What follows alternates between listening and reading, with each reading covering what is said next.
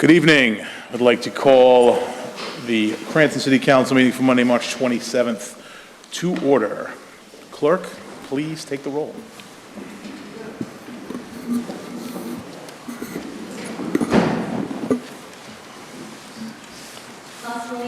Present. Present.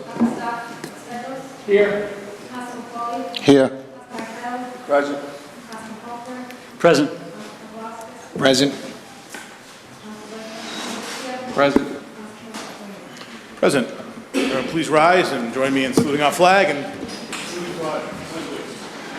I pledge allegiance to the flag of the United States of America and to the republic for which it stands, one nation, under God, indivisible, with liberty and justice for all.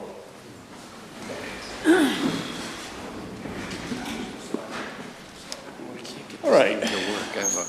Good evening, everyone. First section of the public acknowledgements and commendations. I don't believe there are any. Oh, thank you, Vice Clerk. Can I please have a motion to dispense with the reading of the minutes of the last meeting? So moved. Second. I have a motion and a second. Any discussion? There being none, clerk, please take the roll. Yes. Yes. Yes. Yes. Yes. Yes. Yes. Yes. Yes. Now, under public acknowledgements and commendations, I don't believe there are any. Public hearings, they are limited to docketed matters. So please, if anyone's here from the general public, to get up and speak on anything on the docket. Now is your time. I do have a sign-up sheet. Ralph Diltz.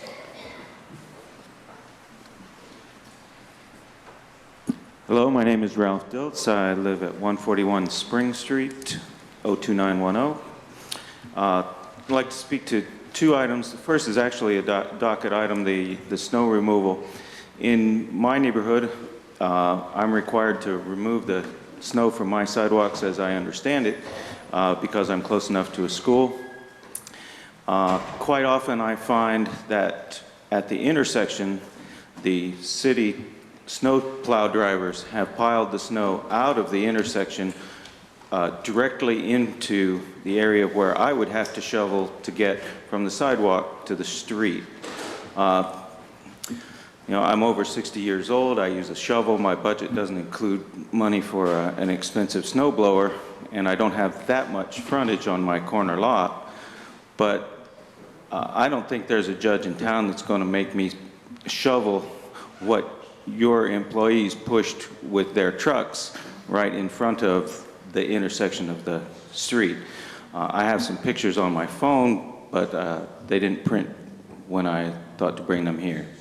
So my recommendation would be that the plow drivers push the snow from the intersection down the road a little, at least a little bit, rather than directly perpendicular to the corner when they're plowing the corners.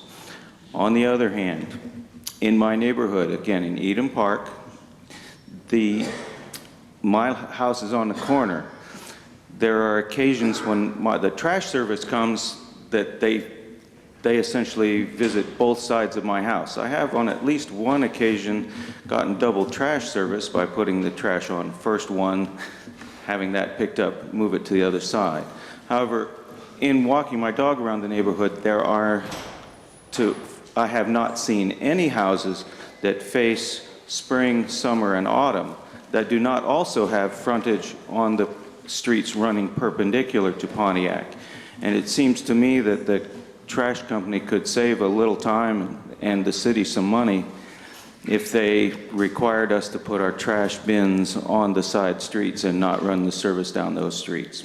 So those are the two items I had to speak about. Thank you very much. Thank you very much. Have a good night. Roland Coutu. Evening, gentlemen. My name is Roland Coutu, 27 Lee Street, Cranston, Rhode Island. And just like that gentleman, I think really the city needs to learn how to plow snow before they start fining people. Like that gentleman said, especially in my neighborhood in Meshanika and Cranston Street, people plow a nice path, and then especially if they're on a corner lot, they'll take this giant pile of snow and then just put it right in the way. Now these people, now you've got a pile this high. I was just telling them where I work in Medfield, Walpole, they actually have someone a mile around every school plow those streets wide enough for a wheelchair. Even if they plow and make a spot wide enough for a wheelchair, you've just blocked it by every corner because you have nowhere to put the snow. I still believe, and I'm still saying this, there is no reason like when I live on a dead-end street that you have to block my driveway every time you come down there. There's just no way. You should be able to take that plow, angle it at a 45-degree angle away from my driveway and all my neighbors and push it to the end of the street. I've seen it done, and I've asked them to do it. About 10 years ago, they did it, and it worked fine.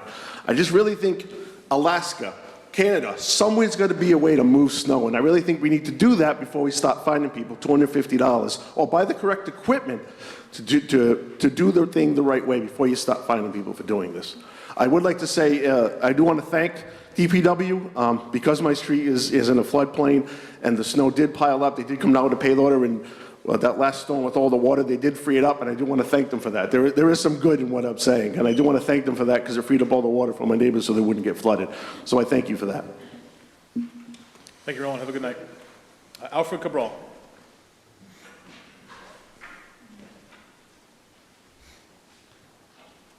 Alfred Cabral, 124 Armington Street, down the road. I'd like to talk about the minority hiring in the city of Cranston. It's been brought to my attention that we have 600 employees in the city, and we have 12 minorities working for the city. That's shameful. 23% of the population, 28% of the population is minority. Those are some of you folks, I guess, are new on the council, and some of you have been here. Those that have been here, I don't know if you're blind or not aware, but something should be done about that. You just can't have that. What if news gets out and people hear about these things? I live here, and my family's here. It's something is wrong. We just said, I pledge allegiance, justice for all. Justice for all if you're white. Think about it, and hopefully we can do something about it. And people say we're not getting the applications. That's baloney. Cranston East High School is full of minorities. The fire department, the police department, all these departments, go to the coaches. They know who's there. They should be the first stop on the bus. Who's in the senior class? Who graduated a couple years ago that might want to take one of these jobs that has their head screwed on right? Who are they? I mean, it doesn't take a rocket science to figure this out. And thank you. Let's do something, please. Thank you, Mr. Cabral. I would like to remind the public that this is for items that are on the docket. Workforce diversity has been something that has come up several times, but it's not on the docket tonight. So keep the comments pertaining to what is in the docket. Tom Wojcik. Just a point of information, it actually is on the docket under council communications. Yeah, I see something that says, speaking of foreign language, not necessarily workforce diversity. So his comments were very about diversity, not about a foreign language. Well, this put a little bit of a dilemma because I wanted to say a few words on workforce diversity. We do have a second section at the council where you can get up and speak on whatever you like, which will be a little later in the evening. Okay. So right now it's docketed items only. So if you'd like to speak about workforce diversity in about probably a half hour, you can get up. When I say speak on anything, come up and say whatever you want. Okay. Then I'll use the opportunity while I'm up here to speak about another issue. I was thrilled, and I don't remember how many years ago, I'm going to guess maybe 4 or 5 years ago, Broad Street was repaved. And I was so happy to be a Cranston resident and a biker because it just made that ride so nice. Over the last 2 years, with what's going on, Broad Street, when you talk about public safety, and we've had some issues about public safety, the other day, an associate was riding his bike and hit one of those things that's 5 feet long, deep, can't move if you're on a bike, head over tea kettles on his back. The road on Broad Street and others, they are terrible. And it's bad for cars, it's bad for bikers, and you're talking about public safety. This was an accident that happened, and Cranston is lucky that this person didn't severely injure themselves, or else you would be probably having some other kinds of things. We really need to patch those holes. They are very dangerous. Thank you. And I'll be back to speak about diversity. Thank you, Mr. Wojcik. Look forward to hearing your comments later. Richard Tomlins.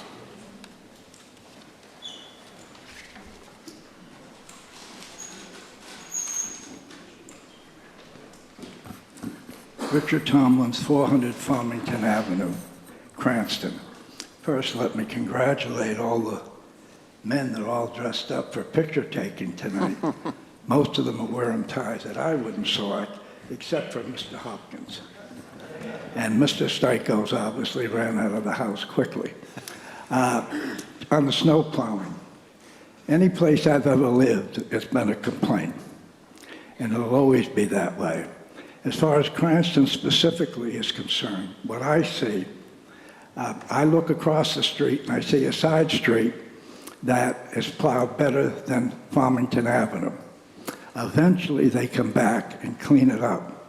I have a man on call from the first drop that's at my house, shoveling everything.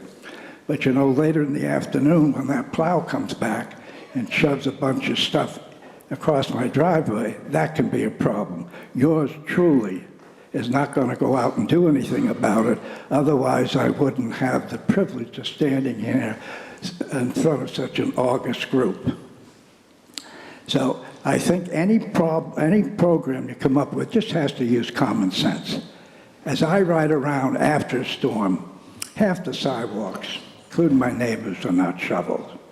Right across the street, they allow cars, and that home has multiple families, to park on the street, on the sidewalk. So that's never going to get shoveled, all right?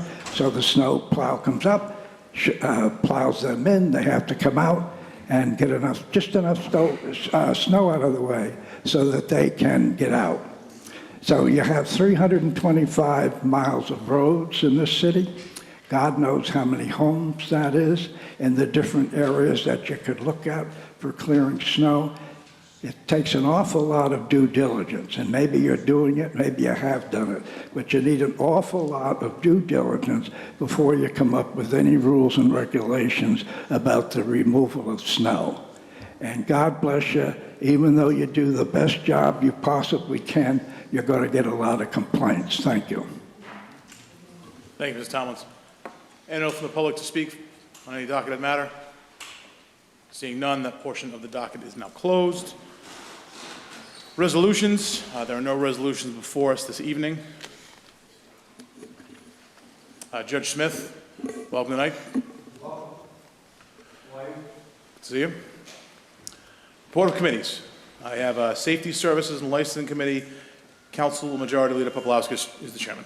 Thank you, Mr. President. Tonight, before the Safety Services and Licensing portion of the agenda, we have Class BV Alcoholic Beverage License, The Gentleman LLC, DBA The Gentleman, 100 East Street, and that was recommended for approval in committee. I'll entertain a motion to approve. So moved. I have a motion to approve. Do I have a second? Second. I have a second under discussion. Councilman McCauley. Thank you, Mr. President. Being that my daughter is an employee of PJ's, I'm going to recuse myself from all discussion and vote. Thank you. Thank you for your honesty, Councilman. Any other discussion? Seeing none, clerk, please take the roll. Councilman Lee? Yes. Councilman Hopkins? Yes. Councilman Stichels? Yes. Councilman Marquardt? Yes. Councilman Colford? Yes. Councilman Popolowskis? Yes. Councilman Riley? Council Vice President Fabio? Yes. Council President King? Yes. That concludes the business for the Safety Services and Licensing Committee. Under Finance Committee, Council Vice President Favicchio. Thank you, Mr. President. The first, we have the resolution authorizing real estate tax abatements. This was unanimously approved in committee. Entertain a motion to approve. Motion to approve. I have a motion. Do I have a second? Second. Under discussion? There being none, clerk, please take the roll. Council Leahy? Yes. Council Hopkins? Yes. Council Stichels? Yes. Council Foley? Yes. Council Marquardt? Yes. Council Holford? Recuse. Council Paplaskas? Yes. Council Vice President Favicchio? Yes. Council President Tejeda? Yes. Next, we have the resolution authorizing motor vehicle tax abatements. This also was approved unanimously in committee. Have a motion to approve? Motion. A motion to approve. Do I have a second? Second. I have a second. There being any discussion? There being none, clerk, please take the roll. Council Leahy? Yes. Council Hopkins? Yes. Council Stichels? Yes. Council Foley? Yes. Council Marquardt? Yes. Council Yes. Paplaskas? Yes. Council President Favicchio? Yes. Council President Tejeda? Yes. Next, we have a resolution authorizing tangible abatements. This also passed unanimously in committee. Again, motion to approve in a second. Motion approved. Second. I have a motion and a second. Under discussion? Seeing none, clerk, please take the roll. Council Leahy? Yes. Council Hopkins? Yes. Council Stichels? Yes. Council Foley? Yes. Council Marquardt? Yes. Council Holford? Yes. Council Paplaskas? Yes. Council Vice President Favicchio? Yes. Council President Tejeda? Yes. Next, we have the tax interest waiver approvals. That also passed unanimously. Motion and a second from the floor. Motion. Second. I have a motion and a second. Under discussion? There being none, clerk, please take the roll. Council Leahy? Yes. Council Hopkins? Yes. Council Stichels? Yes. Council Foley? Yes. Council Marquardt? Yes. Council Holford? Yes. Council Paplaskas? Yes. Council President Favicchio? Yes. Council President Tejeda? Yes. And lastly, we have the tax interest waiver denials, which also passed unanimously in committee. Motion and a second. Motion approved. Second. I have a motion to approve in a second. Under discussion? There being none, clerk, please take the roll. Council Leahy? Yes. Council Hopkins? Yes. Council Stichels? Yes. Council Foley? Yes. Council Marquardt? Yes. Council Holford? Yes. Council Paplaskas? Yes. Council Vice President Favicchio? Yes. Council President Tejeda? Yes.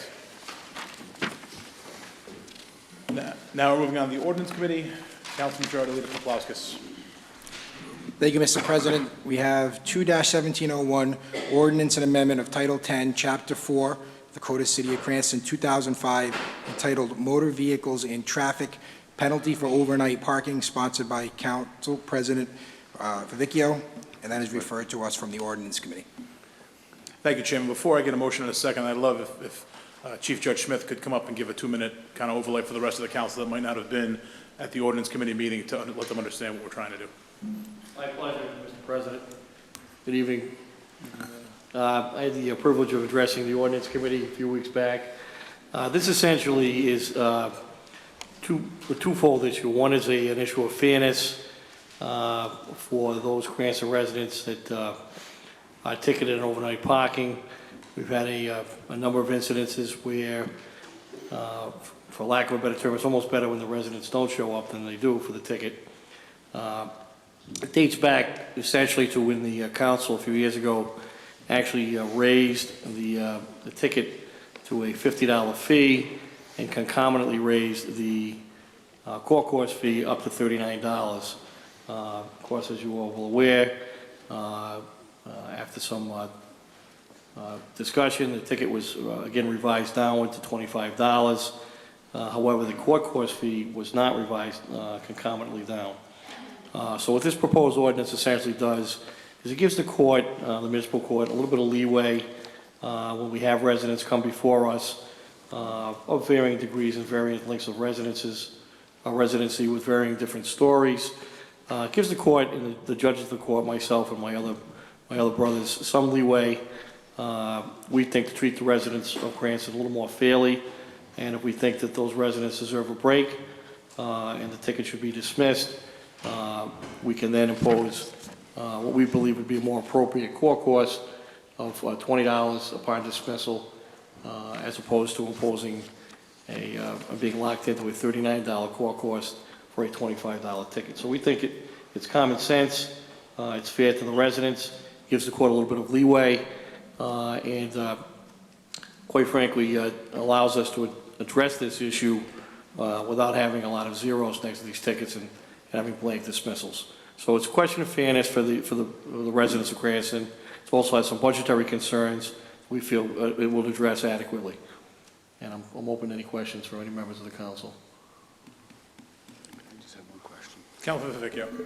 Thank you, Council President.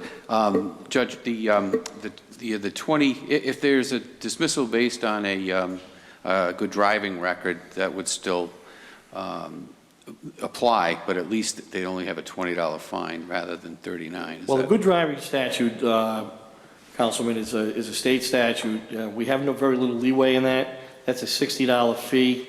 The state imposes that. It's a mandate. So if the motorist uses the good driving statute for any moving violation, we don't have any leeway with that. However, this being a non-moving violation, it falls within the city ordinance and within the city's purview. And again, I mean, we have any number of stories. We have college students that come in, landlords that promise them parking that they don't really get, overnight visitors from Cranston residents that are brought in along with their Cranston residents and their guests. And again, it just allows us to have a little bit of leeway, so that if we accept the residents' explanation, it allows us to what I try to do the right thing by the Cranston resident, dismiss the ticket upon payment of costs. And I just saw no value in dismissing a $25 ticket and imposing on the resident a $39 court cost. It made no sense to me. So I think this just is a matter of fairness to the residents, and it allows the judges, per the language of the statute, some leeway to make those individual determinations. That's all. Thank you. Anyone else? I have one question. I know the old court, we didn't really do a good job of tracking how many times people would come in and kind of get dismissed for fines. So have you put some mechanisms in place to make sure people aren't coming in saying in every year? That's correct. What we have essentially now is whether the ticket, Mr. President, is dismissed based on discretion of the court or the fine is imposed, whether it's by vehicle or by residents or either or, we have a way of tracking that ticket. So the next time the resident comes in and says, hey, you know, I really wasn't aware, up pops the old certificate, and we'd be able to say, geez, you were here a year and a half ago, we dismissed the ticket based on the fact that you said you weren't aware of the ordinance or the particular circumstances. You know, what's the story this time? So we do have a way of tracking. It's just a way of avoiding, you know, literally having a great number of tickets dismissed without any budgetary plug. And again, most importantly to me, it's just, again, a question of just basic fairness to the residents. On a $25 ticket, I feel a fair concomitant court cost is $20 as opposed to $39. So I'm asking the court and the council for that leeway. Thank you, Chief Judge. Any further discussion? There being none, clerk, please take the roll. Councilman Laney? Yes. Councilman Hopkins? Yes. Councilman Stichels? Yes. Councilman Foley? Yes. Councilman Marquardt? Yes. Yes. Councilman Foster? Yes. Councilman Vice President Vecchio? Yes. Council President King? All right, moving on in the ordinance committee, we have ordinance amendment of Title 10, Chapter 32, Code of City of Cranston, 2005, entitled Motor Vehicles and Traffic, Night Street 2-hour parking, sponsored by Councilman Laney. Entertain a motion to approve. Motion to approve. Second. I have a motion and a second. Any discussion? There being none, clerk, please take the roll. Councilman Laney? Yes. Councilman Hopkins? Yes. Councilman Stichels? Yes. Councilman Foley? Yes. Councilman Marquardt? Yes. Councilman Goldberg? Yes. Councilman Foster? Yes. Council Vice President Vecchio? Yes. Council President King? Yes. Concludes the work of the ordinance committee. We'll move on to the claims committee. Councilman Colford. Thank you, Mr. Chairman. Could the clerk please report out on settled claims? If possible, Rose. You can just mention them. I believe there are two. You just have two that are mentioned here. They're informational purposes only. Rosie Campesiano, $50 for property damage. Ingrid C. Rodriguez, $1,343.22 for vehicle damage. Thank you very much. Close the work of the Claims Committee. Now we are on to public hearings. This opens the docket to anything anyone would like to say. You can get up, sing us a song, do a little dance, bring anything up you want, any comment you want. The floor is the public, so if anyone would like to come up, now is the time.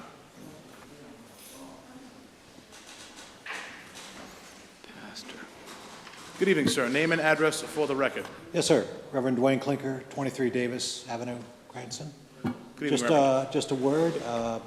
I don't know the exact count, 7 or 8 good citizens got tickets tonight for violating the ordinance for panhandling. I'm sure that we'll be back. I was one of those. The court case is in the works, but more importantly, we want to protect our brothers and sisters that have human needs and have to get out there and panhandle. So just a word to the council. I'm hoping and praying that at some point things change, and I'm sure they will. How long and how much human suffering and drama has to go on before that happens, we'll see. Thank you. Thank you, Reverend. Have a good evening. Mr. Thank you Wojcik. for allowing me to come back up again. I wanted to address the... Sir, your name, please? I'm sorry. My name is Tom Wojcik, 11 Hall Place. And I wanted to briefly discuss an issue that I became aware of, and that's the lack of diversity in our city's workforce. I think everybody in the council would agree that to ensure that our city thrives, we need strong neighborhoods.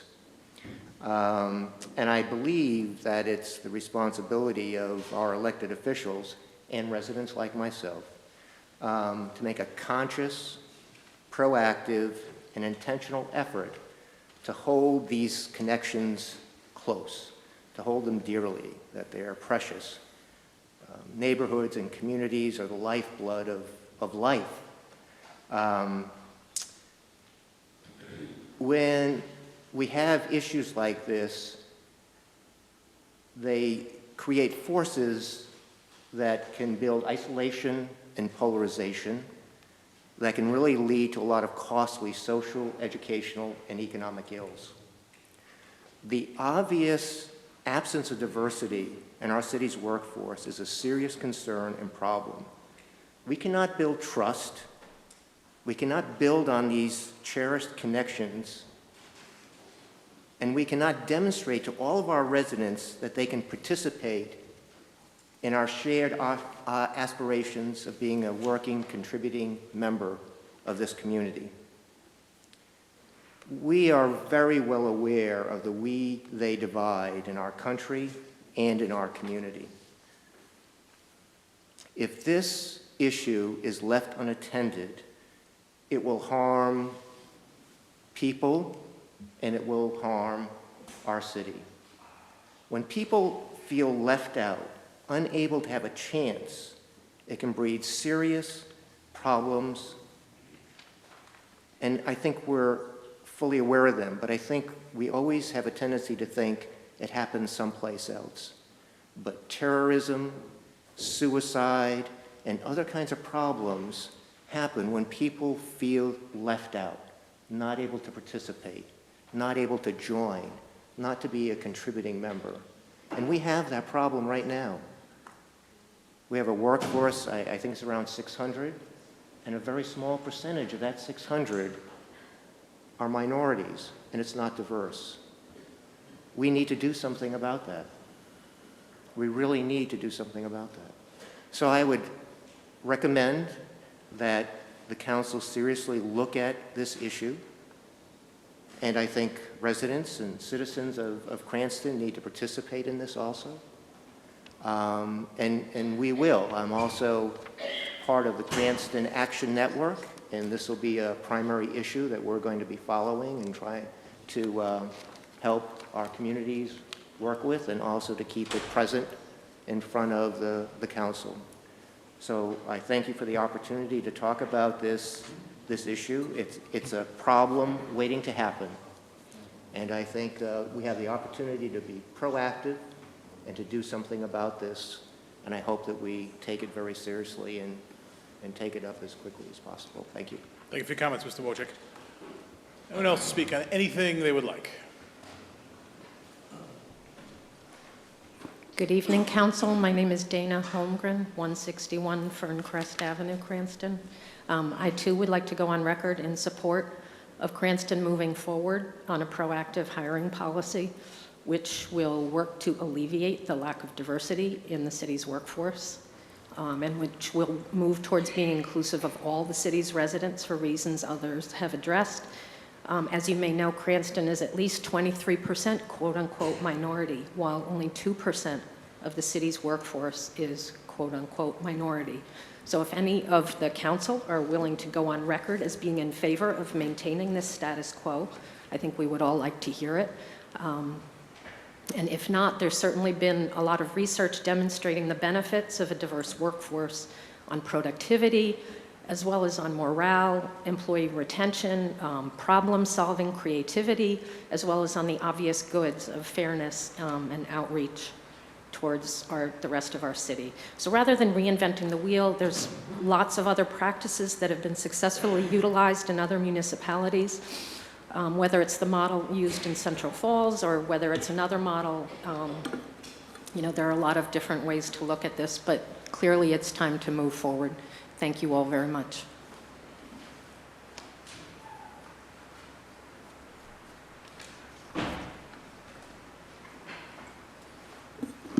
Good evening. Name and address to the record, please.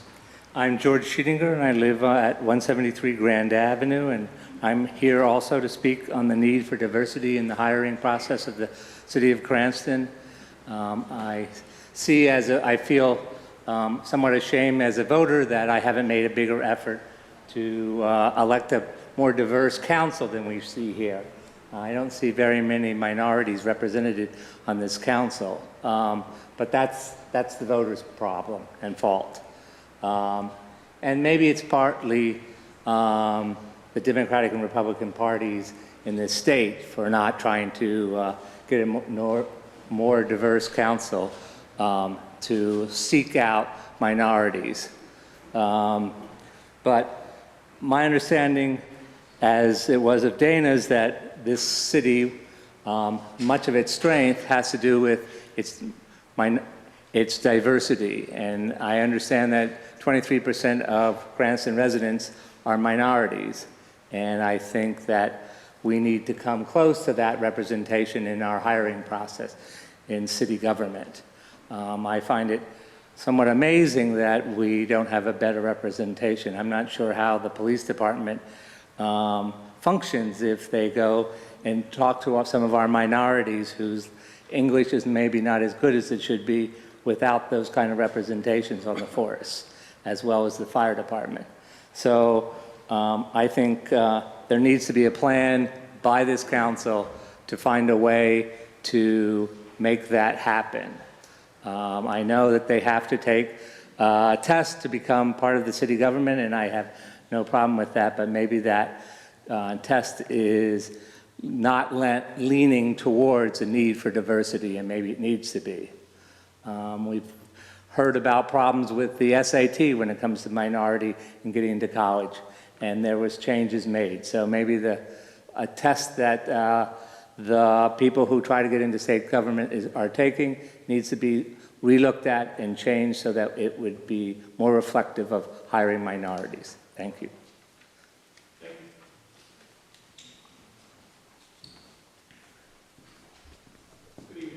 Evening. Len Cabral, 30 Marcy Street. I've worked in, I don't know how many of you have been in the elementary schools or the middle schools in the town of Cranston. I'm in and out of schools all the time across the country, but I work a lot in the Cranston schools. And when I stand in front of 200 students at a time, I see the world. I hear different language spoken. I ask kids, I say, how many of you, raise your hand if any of your parents speak a different language than what I'm speaking right now. 70% of the hands go up. That's diversity. So it's important that these kids look and see someone who's working for the city, maybe someone on this council that looks like them, that maybe speaks with an accent like they speak. I grew up, I've lived in Cranston for 32 years. I'm from Rhode Island. I grew up in North Providence. My oldest brother Ken Cabral was the first black police officer in North Providence. And I don't know if there's any other black police officers in North Providence now, but he was the first black police officer in North Providence back in the 60s. So I know a bit about diversity, and I know through what he went through being the only minority on a force. So when we think about diversity, we just shouldn't think about, oh, well, let's have one person from this place and one person from that place. You need to have people, more than just one or two people, minorities on the team. And so I would just suggest that maybe some of you walk into some of the elementary schools and look at the people who live and pay taxes in Cranston, and their children walk to school and they don't see a police officer that looks like them. They don't see a fireman that looks like them. They hardly see a teacher that looks like them.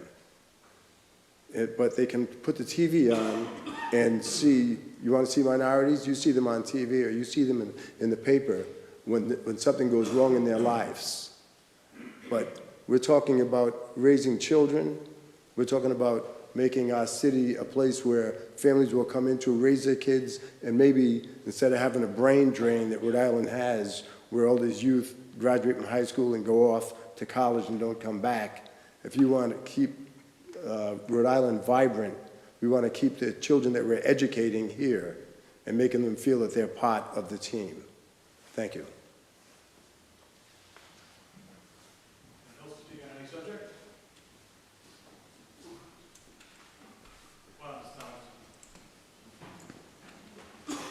I'm back with the same name, Richard Tomlins, and the same address, 400 Farmington Avenue. I wasn't going to speak on some of the things I heard tonight, so I'll get over this quite quickly. Now, maybe you did give recognition, but I thought it was terrific that the Cranston East swimming team in the relay won the state title, and only one of them had previous swimming experience. So it just shows where dedication and hard work pays off. Our hats off to those young men. This idea of what goes on in the city by two of the gentlemen that spoke, and they spoke basically, I guess, about prejudice. Every time I hear that or get involved, I get kind of wound up. First of all, I try to study my own experience. I try to look around me and see what's taking place. To make it current, when I ran Mike Napolitano's campaign, when I ran my own, when I ran another one, there was no question people would say there's a great divide between the East and the West in this city. And there's no question about it. If you want to not think that, then that's how you're going to act, and that act could very well be wrong. I met a young man that I'm mentoring who was a Iraq veteran. He had problems over there, and he said, first thing he said to me, pardon my language, I can't do anymore because I'm dumb as shit. I looked him in the eye and said, if you believe that, then that's what you are. He just stared at me for 5 minutes. It's the same thing in things that you do here. When I was traveled, probably more experienced than anybody in this room by multiples, both in business and personal travel. If you want to know about prejudice, I did business in Egypt. I did business in Kuwait and other countries nearby. I was in those countries during the Six-Day War. Thank God for my military training that I come out alive. But the prejudice there is nothing like we know about it in this country. When I was in Atlanta, and I was a vice president of Days Inn, and I started up the Boston University community for individuals that had graduated. The police department in Atlanta had a black union and a white union. Think about that. When I was business manager at Boston University, the federal government come down on you. They're going to pull all your money unless you hire more minorities.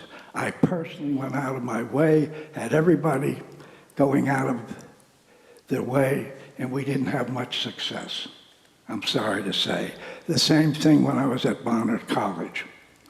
Part of what goes on in society is that people tend, obviously, to associate with family, with cultural groups, ethnic groups, religious groups that they know. When I was at Sheraton, it was well known in the accounting department, you better be Catholic if you wanted to be hired. What happened to some of the big companies? 3 examples: AT&T, IBM, and another big company, skips my name out, Minneapolis, and I was in their offices and in their plants. And it was that you became a manager, an assistant vice president, a vice president, an executive vice president, and if you were lucky, you became the president. So what did that mean? They all followed each other, and they did exactly what allowed them to go up the ladder. And so it took people to come in and break up those companies. IBM is now headed up by a woman that's doing a terrific job. AT&T, of course, as you all know, were divided up into several companies, but that type of inbreeding creates dwarfism in cattle. And that's what all of us can be part of. When you invite somebody else to run, it's not somebody that's walking down the street. Say, hey, would you like to run for council? It's probably somebody that you know, a neighbor, member of your church, a friend, a business associate. So that's kind of the excuse as to why we end up with who we end up with. That's a tough cycle, very tough cycle to break. I know a lot about Sheraton East. I keep saying that, it's a Freudian slip. Cranston East, and what goes on in that school or what doesn't go on in that school. It's a very difficult situation. A lot of it just has to do with the population that they're representing. They don't choose what area they're going to be taking in children from. The wards are divided up the way they're divided up. So it takes an awful lot, maybe I might say understanding even before courage, to try to keep your mind open, to try to think about what makes a vibrant society. And our society is changing, gentlemen, as more than we think, as we stand here tonight. So we ought to start thinking about it and being prepared. I just want to say one other thing in closing, kind of blowing my whole cover here. I don't think there's anybody on the council that I haven't spent time with, certainly more with Mr. Lanning through the years. I met Mr. Colford because his son was playing sport at the West, and I met him at that time, met his wife, met his daughter, met his son, and his son's girlfriend. I don't know if he's still the same girlfriend. And I've admired the man in the many conversations I've had. Paul, I've met from time to time. He's a solid citizen. Mr. Fecchio, God only knows how many conversations we've had, the latest one being on the makeup of this council. Whether I agree or disagree with him, he's always studied, he was always polite, and I learned from him, no question about it. Mr. Stikos and I have a fairly long history. Mr. Hopkins I've known personally for a while. Mr. Arquetto, of course, is my councilman. Mr. Papalakis, I know him primarily through his family, which I've known for years. Your new legal beagle up there, I've had many conversations with him. Mr. Strom, when I served two-year terms in the contract and purchasing, not only did I have a lot of conversations with him, some off the record, if you will, afterwards, even if I disagreed with him, he always gave what I thought was learned responses and learned. And the young man sitting in the middle out there, I remember him when he was on the council. He's what I would call a firebrand. He was a fireman, still is probably. Now for the president, the new president, I told him privately, so I'll say it publicly, in the 2 meetings I attended with a full chamber, we only get, when there's something going on that brings out sort of an emotional response to what should be a non-emotional problem. But I said he conducted himself as somebody sitting up there, very professional. He kept it going. He listened to Mr. Stikos when he was questioning the time that was allowed for a speaker. He allowed each one of you on the subject to speak, was courteous to you, and then it was what I most admire, when it was his time, rather than saying, when I was in the second school, my teacher told me. He just went right at the problem, spoke in 3 or 4 sentences, and told why he had the opinion he had, and I admire that. So I want to close with that. I hope that's a positive statement. Thank you. Thank you, Mr. Tomlins. Anyone else to speak? There being none, I will close public comment. Now we are on to election of city officials. Stephen Carrera has resigned as a member of the Zoning Board of Review. To finish his unexpired term, I am recommending Joy Montanaro, the former chairwoman and member of the committee. Point of information, Mr. President. Yes, sir. Is that your appointment, or whose appointment is it to the zoning board? Madam Clerk, I believe it's the council's, correct? I mean, is it a minority appointment, or is it the president's appointment? I guess that's what my question is. She's not here. Thank you. Yeah.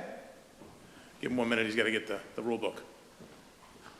We're waiting. We can revisit that if you want. We can vote on this and revisit it because Well, he's next on the report of city officers, so Okay. I'll hear what Councilman Stikos says. Okay. All right. Councilman Stikos.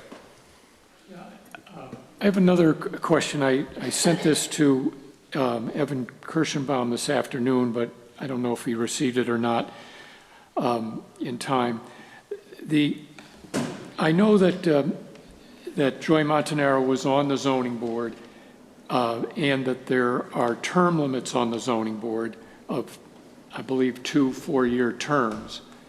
And so I don't know how long she's been out, but I'm wondering, does she have to be out 4 years? Revolving door. In order to... Like a revolving door, yeah. To go back in. So that was my... Just like if on the council, we can serve 10 years and then we have to leave, but I would think we'd have to leave for at least a term. So... No, I don't. To be honest, I don't know. My assumption is consecutive. I would actually think that once you're gone, and you could be reappointed. So if, let's say, you decided to resign, they could appoint Councilman Santa Maria to replace you if he lived in your ward, because he didn't run for election. He was gone for a time. I don't think there's any limit on how long you have to be gone, just that you can't run for another term. But since the clerk is back, we can ask the clerk. Madam Clerk? Could you repeat the question, please? I will. So the appointment of Joy Montanaro, as I understand it, that's a council appointment? Or is that a council president appointment? Yeah, it's a council appointment, so we would have to vote. So it's a council president's appointment? Nope, no, we would have to vote. So she's my recommendation. You recommend Yes, it? I recommend her to you. Your recommendation? Yeah. Okay, all right. Councilman Stichels. Could I maybe get an opinion from Mr. Kirschenbaum about that term limit issue? Sure.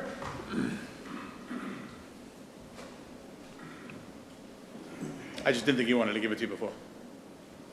He wasn't in the mood.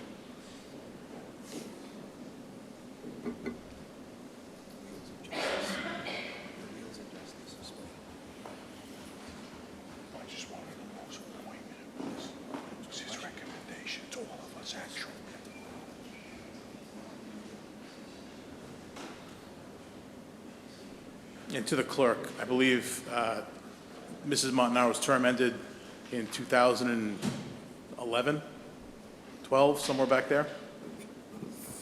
I can check the database. I didn't bring that information with me. Would you like me to check that? Yeah, I know it wasn't relatively recent.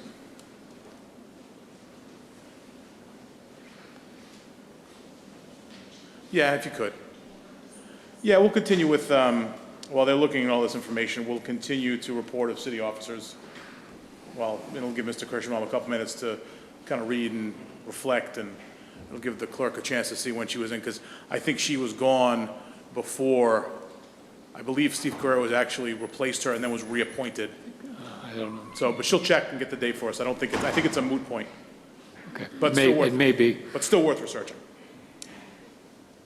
So report of city officers. Doesn't look like there are any because nobody's getting up.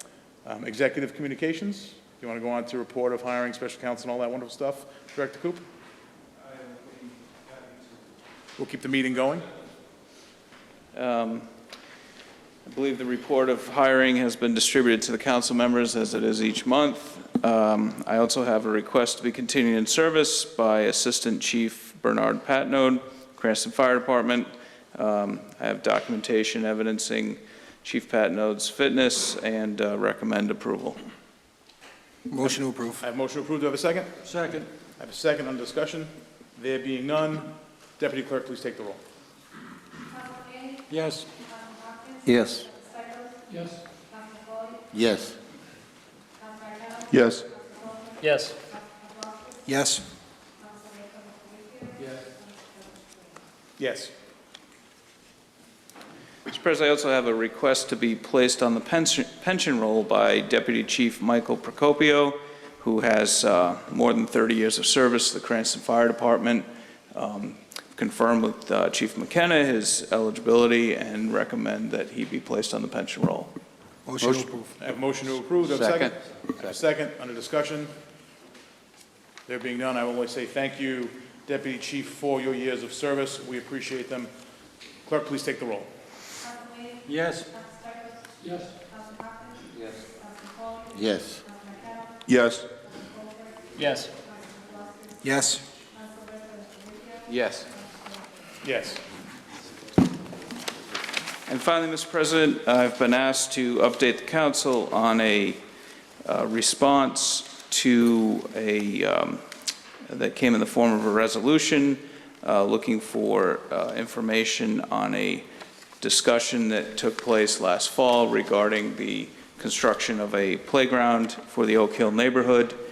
Several council members, along with our Parks and Recreation Director, Tony Liberatore, and I toured the site with other elected officials, state officials, and a administrator from DEM, and I have confirmed with DEM on the availability of grant funding to fund this project, and they tell me that a green economy bond referendum did pass last November, and that they anticipate having the first round of grant awards in the fall, and they have promised to let me know when those applications become available so that the city can apply for that funding. Thank you. Any questions of the administration? Council President. I was at that meeting also, and I believe the lady from DEM said there's a possible $35,000 grant. Now, even if we get a $35,000 grant, it still wouldn't be enough to put a playground in with all the other amenities that go with it. Has the administration put aside any money for playgrounds? Not to disagree with Councilman, but I do recall that there was no set limit on the amount that could be requested, although there was a recommendation not to exceed $100,000. But I do recall that we could ask for any figure. However, the more we ask for, the less likely it would be to be approved. In the meantime, we are looking at other sources of funding for the Parks and Recreation Department as well. All right, your recollection and mine are different, but I'm glad to see that we have other monies put aside for it. Thank you. My pleasure.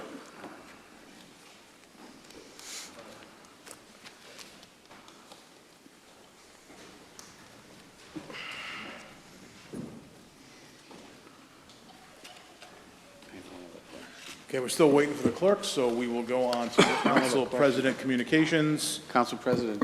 Yes. I just had one more question. Oh, for I apologize, Mr. Coop. Council Vice President Favicchio. Ask away. Through the chair to Mr. Coop, sorry to make you get up again.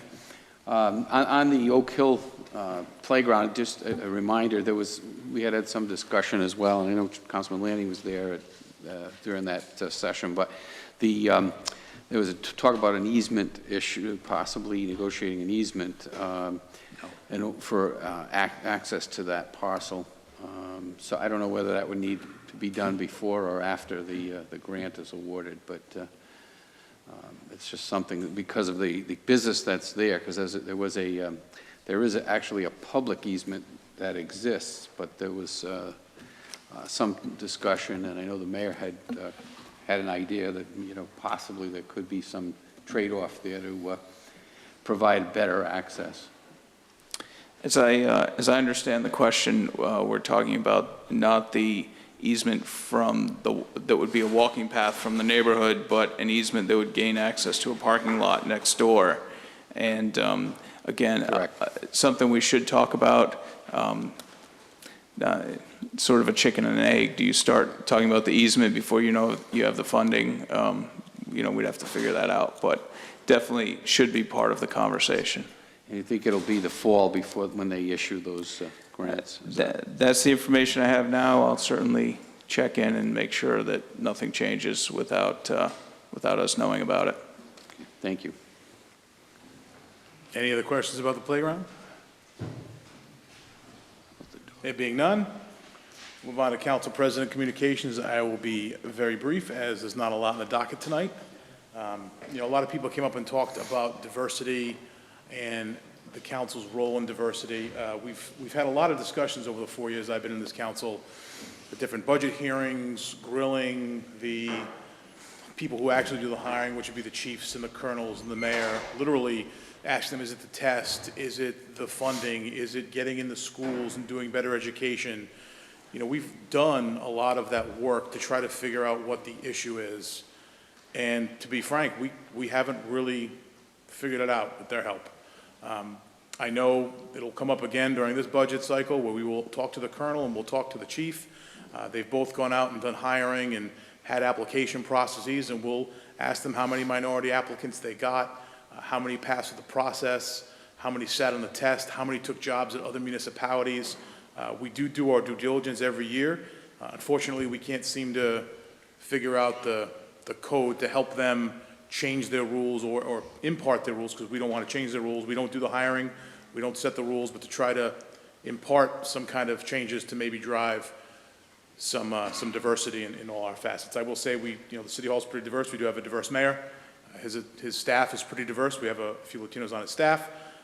So we do have some diversity in the City Hall, but we have to work a little harder, and I promise you during the budget hearings again, we will go after, talk to the colonels, talk to the chiefs, and just see where we can help. It's tough being on the council because we really don't do the hiring and we can't set the hiring rules, but we can try to influence where we can. So I thank you for the comments tonight, everyone, and know that we know about the issue and we've been trying to work with our partners to fix it. As for elected officials, I can't control who the people vote for, who decides to run.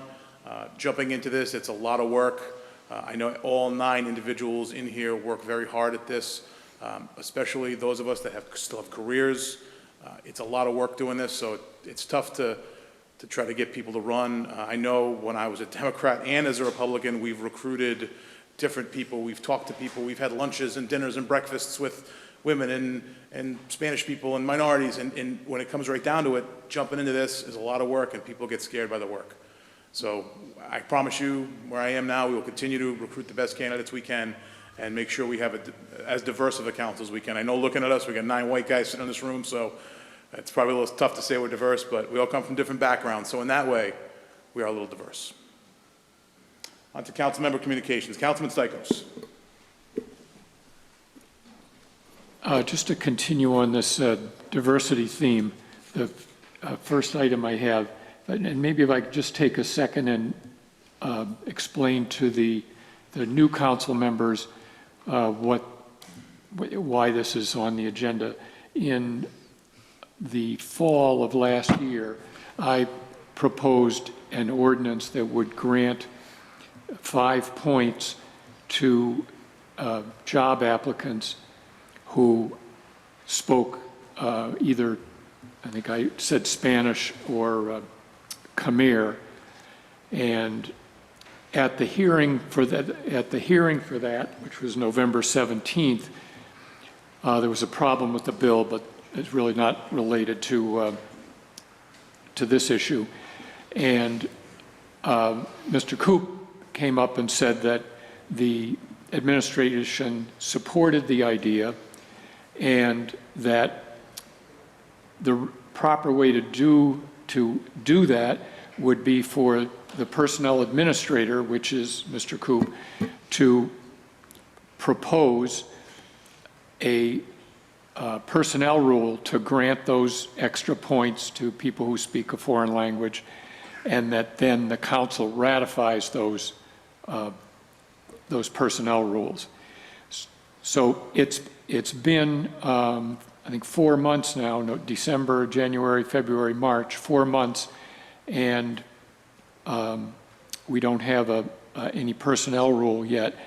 I would like to just give a little background of what I did discover from Central Falls, and what I know that Mr. Koop has been wrestling with. How do we find out if somebody speaks a foreign language, certify that legitimately? And what they do in Central Falls is, I think they do it in Central Falls for Portuguese and for Spanish, because that's where their large segments of the population are that speak foreign languages, that they have high school teachers in those subjects. They prepare 10 questions, standard questions, and then people who say, I speak Spanish, have to go speak with the Spanish teacher, who then certifies whether they do or they don't speak Spanish. I did look if you go online to something called the American, I think it's called the American Community Survey. It's part of the Census Bureau.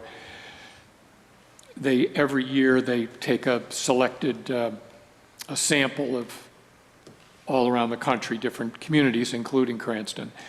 And that sample shows that I think it's 13% of Cranston residents speak Spanish at home. And then the other languages that are spoken, they don't specify the language. They say an Asian language, but the percentages are much smaller. I think 5% speak an Asian language, and there are some other categories, but the Asian is the second largest. So my suggestion at this point is that to get this moving, that I would suggest that the personnel administrator propose 5 extra points if you speak Spanish, and that we move ahead with that, and that if we want to continue discussion of other languages, we do that. But I think we definitely have a large segment of the population speak Spanish, and many of them only speak Spanish. And we need to address that, and we ought to be giving people on their job application, not for promotions, but for job application, an extra 5 points on their civil service exam for speaking Spanish. So I guess I wanted to both give some information out. I also have I gave this out to the council in November, but these are the numbers and these are from the 2010 census, not the American Community Survey. And as a number of people have mentioned, there are approximately 600 full-time employees on the city workforce, excluding the schools, and 14 out of the 12 out of the 589 are minorities. So I'm wondering what Mr. Koop thinks of my suggestion, if he's made any progress on this issue.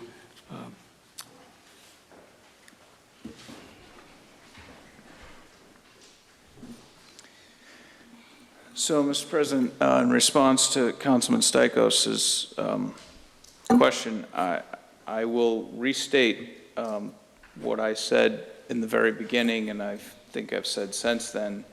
And I wish that some of the members of the public who spoke earlier were here to listen to this, because I feel as though they came in here with the impression that there is no support in this administration for creating a more diverse workforce, and that is absolutely not true. And this is one strategy that the administration supports. As I said in the beginning, the devil is in the details, and the idea of using high school foreign language teachers to give a test, it's a pretty novel idea, and if they're willing to do it, and if we can work it out, and if their union doesn't object to it, and our unions don't object to it, I think that's a great idea, particularly for Spanish speakers. I'm not sure we have native speakers of Asian languages who teach in the high schools in Cranston, so that if we get to that point, maybe another bump in the road we have to overcome.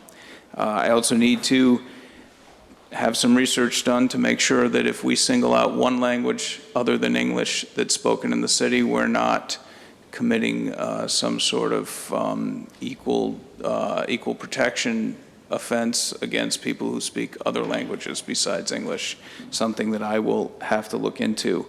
As all the members of this council know, I am the acting personnel director, which means I'm covering that as a second job, and I deal every day with long-term medical leaves and injured on duty status and retirement requests and pension questions, and I fit these questions about second languages in when I can, and I am committed to hopefully working with a full-time permanent personnel director beginning in July. That's a hint for you members of the council, and getting this done before then if possible, but if not, then it will be a top priority for whoever becomes the full-time permanent personnel director.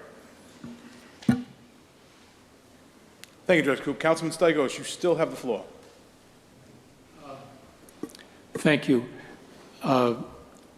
Again, I'll just, to go back to the Central Falls example, they used the American Community Survey, and they used the,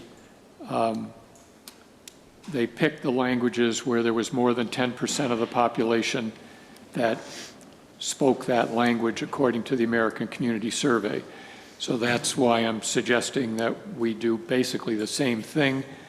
They told me that they also, they worked with the teachers union, and I think they paid the teachers $50 for 2 hours. I believe in the I know in the teacher's contract there is an hourly rate for doing after-school type things or being on committees, and that's, at least when I was on the school committee, it was around $21. It's probably around higher now, but so that was how they did it in Central Falls. And I really would urge the administration to make this a priority. I don't think it's, it would be a lot to get this done for the next month's meeting and put forward this personnel rule, and let's do it for Spanish, and let's continue to look at other languages. But every month that passes, more people get hired with the city, and we kind of fall further and further behind. Thank you, Councilman Stikos. Thank you. You also have a report on administration regarding municipal court fees? Well, really, I was hoping to hear from Bob Strom about that.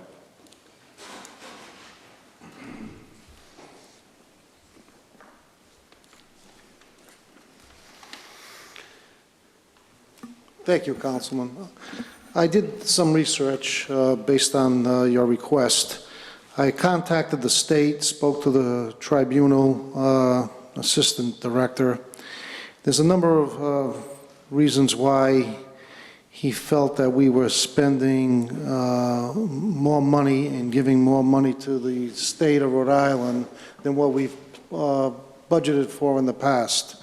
And some of the reasons is that some of the fees have increased over the last couple of years, and also somewhat of a good news is that we're writing more municipal court tickets and we're resolving issues at our own municipal court.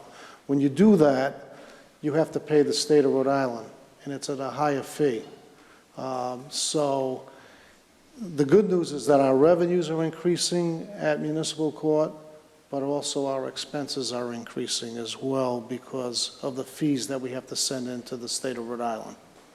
So I'm still looking into it to see what these fees, what we can do, to see if there's any way of keeping our costs down. I'm looking at our computer system there in comparison to the state of Rhode Island, making sure that we're all on the same page. He assured me that from what he reviewed, it looked like what was being reporting to the state of Rhode Island was true and accurate. So I'm hoping that our court fees are going to increase. We're above budget right now for this year, and I'm going to be proposing to increase that revenue line in next year's budget as well. Could you give an example of, you said more cases are being settled at municipal court? Yeah, I guess more tickets are being written up and being addressed at our own municipal court than going to the tribunal at the Pastori complex. How does... Well, the chief judge is actually here. If you'd like, Yeah, how does that happen? Best. Yeah.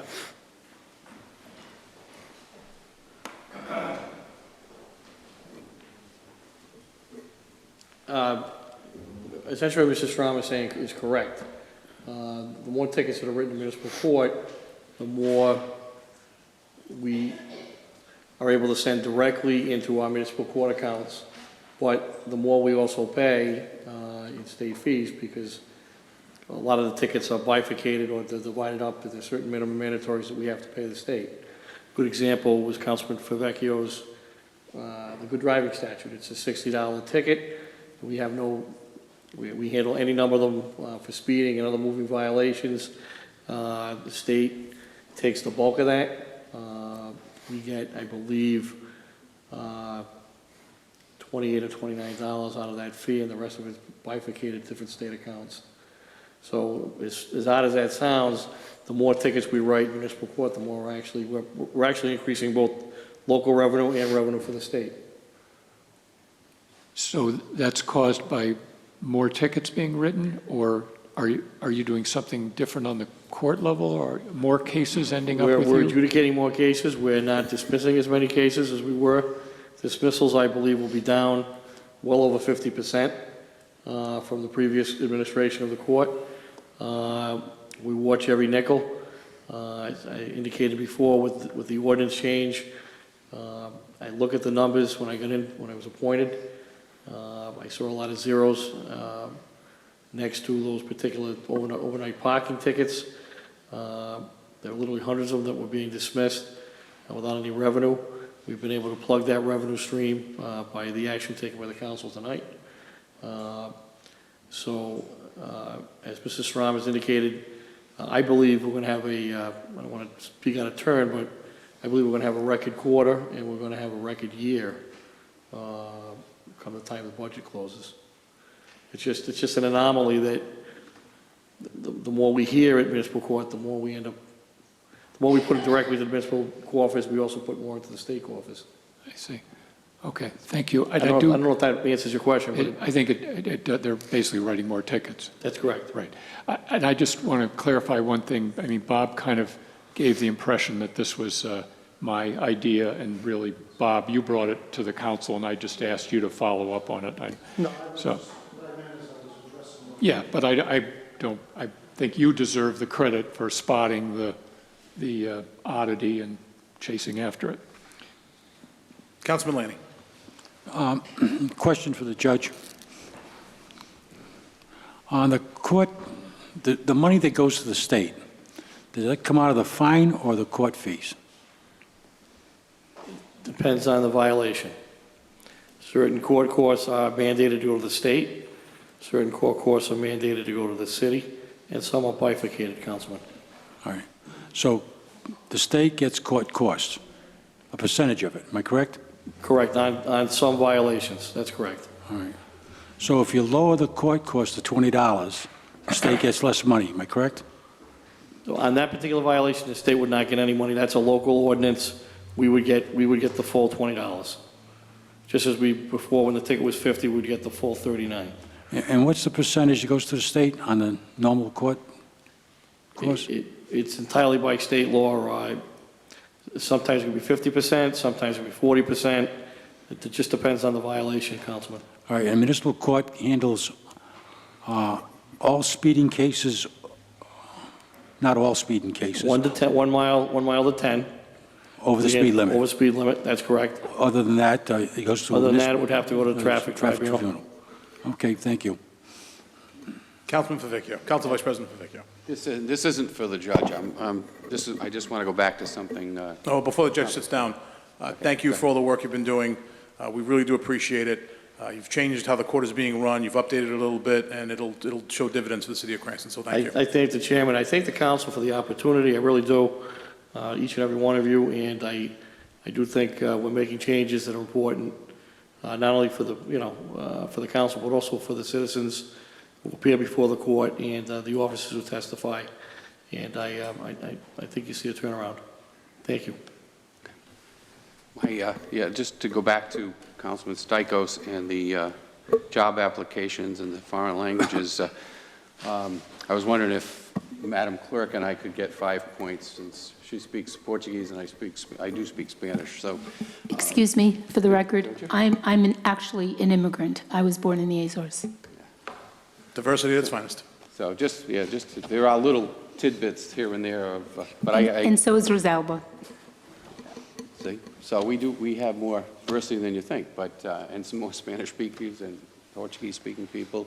But I do think it's a good idea. I think that we need to recruit more people, but we'll see it in the budget season again that the fire department, the police department have made a tremendous effort. Doesn't always pay off because they have difficulty getting people to actually apply for jobs. But and Mr. Cabral has spoken before, both of them actually, brothers, I think, and they're right. But I think I suggested that the high school might be a good place to start with the guidance counselors to talk to kids about becoming city workers or becoming firemen and policemen. That might help us. So anyway.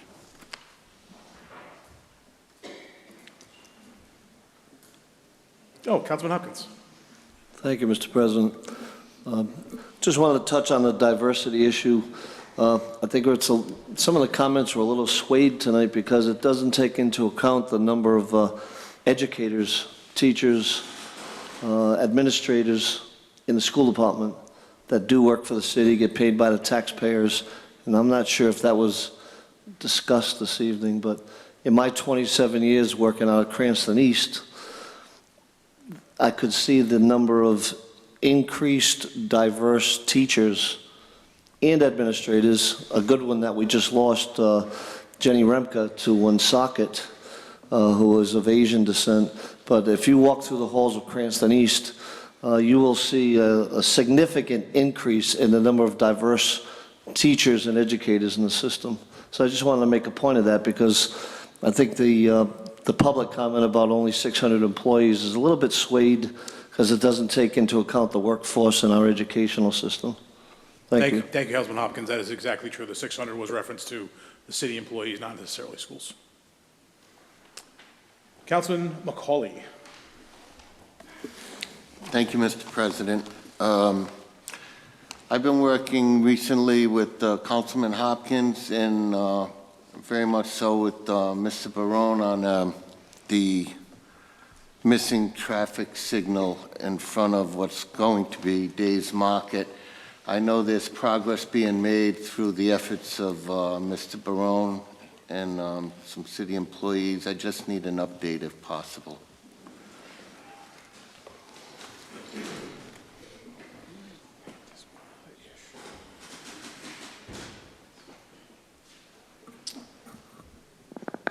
The Board of Contract and Purchases has awarded a bid to purchase a new light, and it was awarded last week.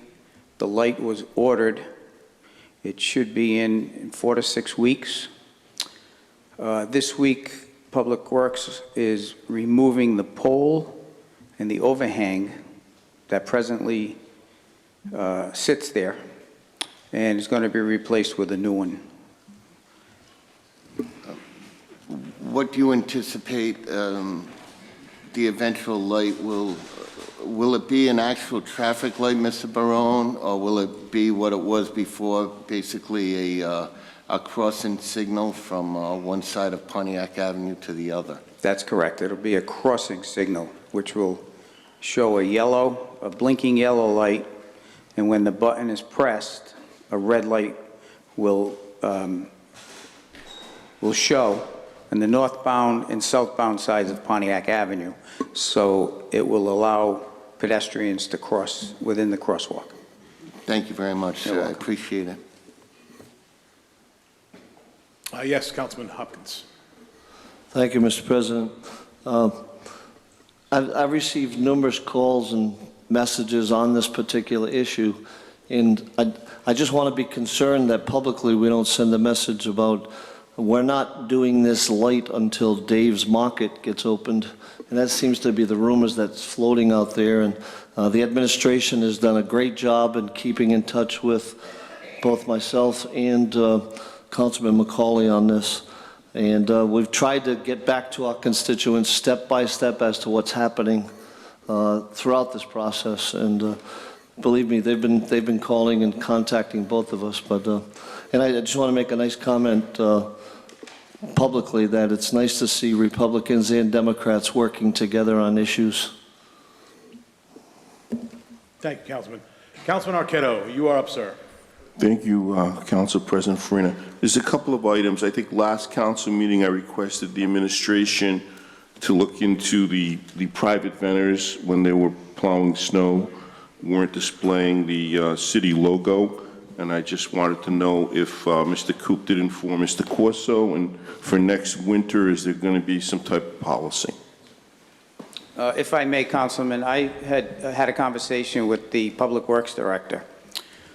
All the private vendors that are hired by the city to plow snow are issued by the dispatcher a magnetic sign that has the Cranston logo. Seal. Correct. Part of the dispatcher's responsibility when they're checking out their private vendors is to assure that that logo is attached to their door. Now, that doesn't mean that they take it off. But when the dispatchers, when the dispatchers notice that that insignia is off, they are ordered to replace it immediately. If they are caught doing anything other than city roads, they are terminated on the spot. Okay. So basically, the policy is still in play, and when they leave that garage, they should be displaying the logo. So what they do after that, they take that logo off, then if a inspector spots them, then they're going to be they're going to be directed to replace that logo, that sticker back. Right. Because I did see at least 3 in my ward that were plowing, so did not have the logo. So I just wanted. So they were plowing city streets. They were plowing city streets, yes. If that is one of the responsibilities that the dispatcher has, and from what I understand, the report I got from Director Mason is every dispatcher, and we have 16 of them, is very adamant about that happening. The next issue I have is debris and junk on city sidewalks. And the administration has been very good. When I email Mr. Barone or give him a phone call, there is a response. But I don't know how it is in the rest of the city, but as I drive around Ward 3, I see more furniture, whether it's a couch, a chair, and also mattresses on sidewalks. And I need to know if the city has a village policy because on my way here, on my way to work here, driving down Dyer Avenue, across the street from Picasso Lodge, there's a bridge, overpass bridge, and there's woods to the left, and there's a display of a box spring and 2 mattresses.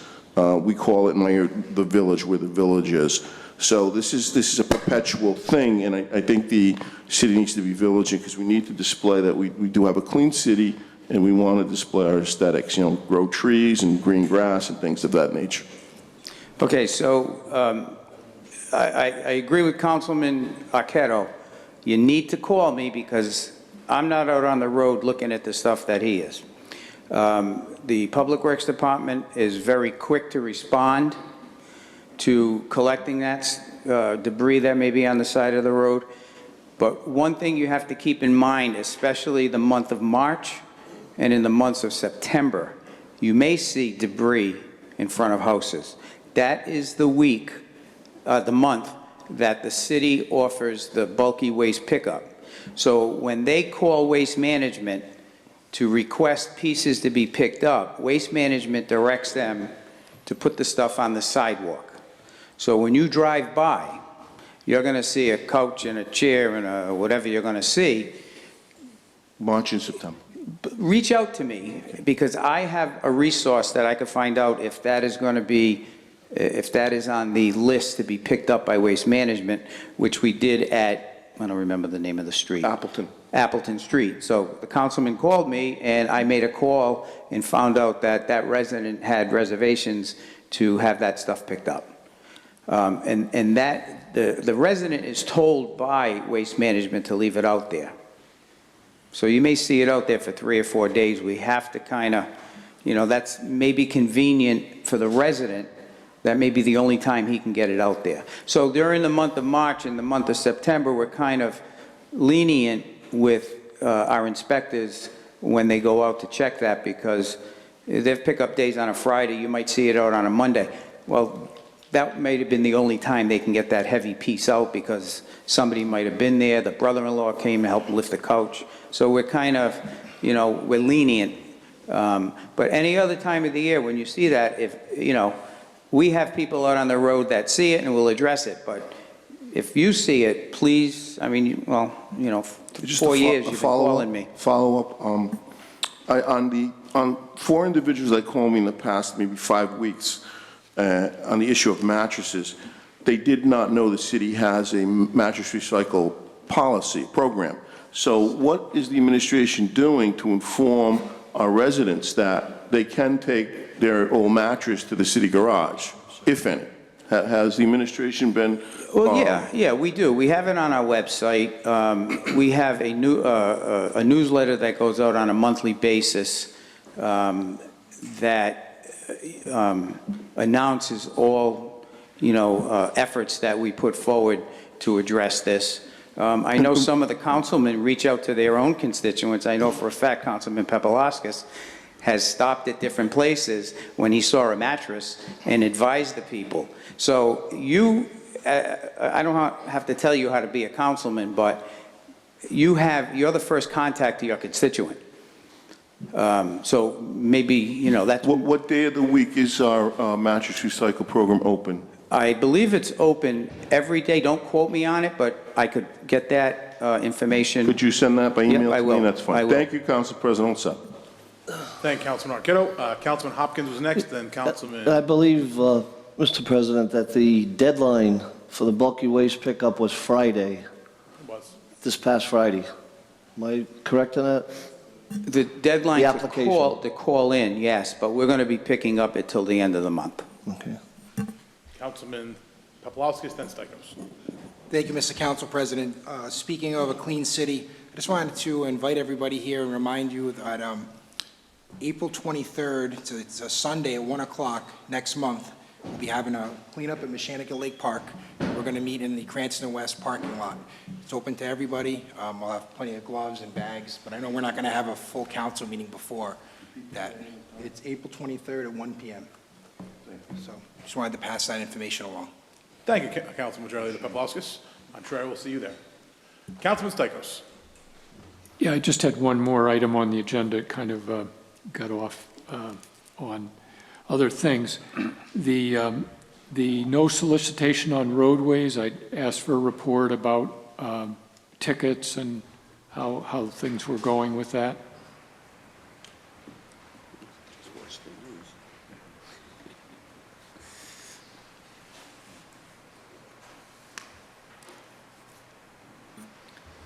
This morning, I was told that approximately 4 citations have been issued under that ordinance. I know there was some activity on Route 2 this afternoon. I don't yet have a report from what happened there in terms of any additional citations. So 4 had been issued prior to today. Approximately 4. Yeah. And were they to drivers or solicitors or both? My understanding is that the enforcement is directed towards the person that is either giving or receiving the item out of the car. So it'd be the person standing in the street making the exchange, not the driver. But I haven't verified that on each of those tickets. I just understand that's how the enforcement is directed. And the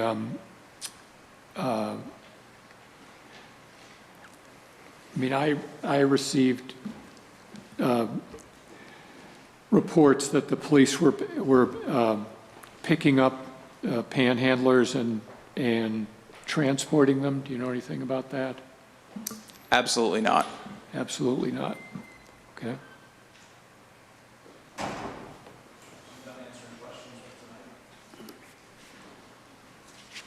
Director, What was that all about? Is done answering questions for the evening. Do you have anything else you'd like to add, Councilman Stichels? No, that's... Thank you, Councilman. So it looks like council member communications are all set unless somebody had something that wasn't on the docket. No? Okay, let's go back to the appointment of Mrs. Montanaro to the Zoning Board of Review. Before we get going, I'll entertain a motion to appoint Joy Montanaro to the Zoning Board of Review. I'll make a motion to appoint Joy Minero to the board. Thank you. I have a second. Have a second? Second. Thank you. I have a motion and a second. Under discussion. Council President, the question was asked whether or not Joy Montanaro is an acceptable candidate to replace Mr. Carrara on the Zoning Board of Review. In looking at the applicable ordinance governing the Zoning Board of Review, it states that no member shall serve for more than 2 5-year consecutive terms. In checking with the clerk, it appears that Ms. Montanaro has been out of service from the Zoning Board of Review for 5 years. So I think that her appointment is properly in order tonight, if you would need to vote on it. Chair recognizes Councilman Stichels. Do you think that's a general rule that you have to be out of I realize that the fact that she's been out a full term certainly makes the question moot, but do you think that's a general guideline, is you need to be out a full term, or is that irrelevant, or you don't know? I think so. I think it makes sense. Okay, thank you. Councilman Lanning. Mr. Kirschenbaum, in the ordinance, does it say 5 years, or is that just what you think? That she has to be out of service before she can? Well, I know when I was reappointed, I had to stay out 2 years, but that was in the ordinance. yeah. Is there an ordinance saying she has to be out for a term of 5 years? It doesn't say that, but I'm following the similar to example of when you termed out and then you came back and you had to sit out the entire term. I would think that I would think that that's the intent. And I'm not arguing the point, but mine was done by statute. Am I correct? Yeah, and so is this. Does it say 5 years?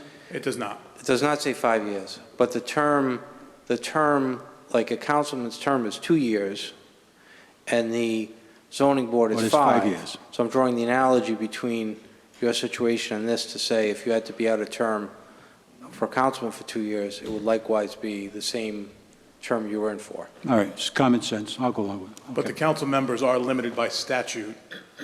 Zoning board is not. It just states 2 consecutive 5-year terms, whereas with us, it says you must be off 2 years. So I have a motion and a second. Under discussion? There being none, clerk, please take the roll. Yes. Yes. Yes.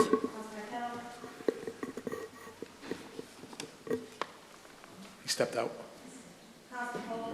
Yes. Yes. Yes. Yes, it's Council President Farina. That's all right. I called him Council President once tonight, too. It's good. Any old business? There is no old business. Introduction of new business. Proposed ordinance number 3-1701, an amendment of Title 12 of the Code of the City of Cranston, 2005, entitled Streets, Sidewalks, and Public Places for snow removal for a 3-foot clearance, sponsored by Councilman Stichels, to be referred to Public Works for hearing on April 13th. Proposed ordinance 3-1702, an amendment of Title 9.08 of the Code of the City of Cranston, 2005, entitled Public Peace, Morals, and Welfare. The offenses pertaining to property for back of sidewalk program, sponsored by Councilman Stichels, to be referred to Public Works for hearing on April 13th. Proposed ordinance 3-1703, an amendment of Title 3.16 of the Code of the City of Cranston, 2005, entitled Revenue and Finance, Commercial Renewable Energy Systems, Tangible and Real Estate Tax Values, sponsored by Mayor Fung, to be referred to Finance Committee for hearing on April 3rd. Resolution encouraging the Zoning Board of Review to adopt rules that promote transparency and open government and create efficiency, sponsored by Councilman Stichels, to be referred to Ordinance Committee for hearing on April 13th. Resolution accepting a land donation from the Edgewood Home Builders at Amanda Street, Warren Avenue neighborhood, sponsored by Councilman Colford and co-sponsored by Council Majority Leader Favicchio, referred to, that should say Council Vice President Favicchio, referred to Ordinance Committee for hearing on April 13th. The following new property claims have been received and are being referred to the Claims Committee for hearing on April 3rd. I'm going to read the name of the claimant and the date of incident. Alyssa and Frank Trottier, January 6, 2017. John Greenhall, February 9th, 2017. Corinne Swowalian, February 9th, 2017. Rose Campesini, February 2017. Corey Capriccio, February 10th, 2017. Ramsey Davis, February 11th, 2017. Dominic D'Alessandro Jr., February 12th, 2017. Alan Rappaport, February 12th, 2017. Gloria Vignone, February 13th, 2017. Jason Dean, February 19th, 2017. Monique Texera, February 25th, 2017. Annette Lemire, March 14th, 2017. Patricia Cornell, March 14, 2017. Walter Craddock, March 14th, 2017. John and Paula Montanaro, March 14th, 2017. Mr. and Mrs. Bruce Remay, March 14th, 2017. And Christopher Clifton, March 14th, 2017. And that's, there's also a personal injury claim from Lisa Justa from March 12th, 2014. And that's all I have. Thank you. Before I entertain a motion to send that business to the appropriate committee, Councilman Arquette. Point of personal privilege, Council President, I want to just explain. Nature had called and I missed the vote on the zoning board appointment. Had I been in the room, I would have voted yes. Joy Montanaro did an excellent job when she served on the zoning board. I think she brings experience to the zoning board, and I'm sorry I missed that vote. Thank you. Thank you. Now I'll entertain a motion to send all the business to the appropriate committees. So moved. I have a motion and a second. Clerk, please take the roll. Yes. Yes. Yes. Yes. Yes. Yes. The next scheduled monthly meeting of the Cranston City Council is... It's not on my list. 24. Monday, April 24th. Thank you. It will be April 28th, 2017. If that is all the business scheduled to come before us tonight, I will entertain... Oh, Council Vice President Favecchio, you have something to add? Yeah, I just wanted to say, I'm going to be working on the calendar for the budget hearings right after this meeting, so if anyone wants to put their 2 cents in on the dates, but I think we have some tentative dates if you want to review them. Thank you, Council Vice President. April 24th. I can't apparently hear messages from anyone. I don't listen. April 24th, everyone. You in the TV world, April 24th. Now I will entertain a motion to adjourn for the evening, but councilmen, don't leave. The clerk has something for each councilman. So, Motion to adjourn? to adjourn. I have motion to adjourn. Second. All those in favor? Aye.